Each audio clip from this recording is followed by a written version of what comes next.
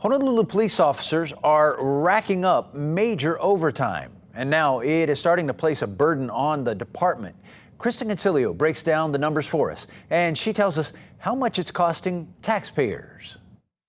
Significant amounts of overtime is a problem that's plagued HPD for years now, with some officers making hundreds of thousands of dollars on top of their base salaries. What's shocking is the amount of overtime, the lack of transparency, and the lack of accountability on this. HPD paid more than 1,000 hours of overtime to more than 100 officers, dozens of them doubling their base salaries. We are upwards over 460 vacancies in the department.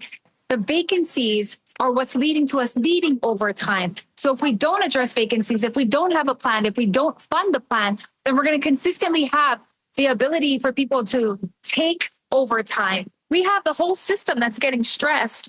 The top 10 cops logged nearly 2,000 or more hours of overtime this past fiscal year.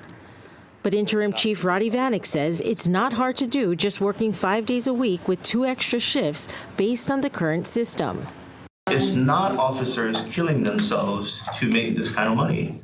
So when you say that 100 officers made over 1,000 hours, I think that there'd be a lot more. That's not that many. Vanek says Hawaii's high cost of living is also driving people to work more to make ends meet. And it's a vicious cycle because high amounts of overtime allows officers to retire at an earlier age, and that's leaving higher vacancy rates. And a growing shortage in the force means more overtime is needed to get the job done.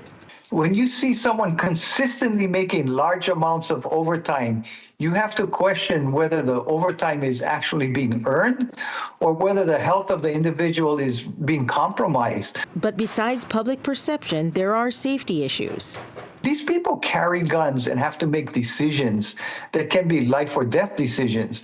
Their health comes first, and somebody should be watching. HPD is working on ways to spread the wealth. It will soon start using technology to identify officers with the least amount of overtime and give them the extra shifts. Leadership will also begin notifying commanders of those officers consistently earning high amounts of overtime to find out why.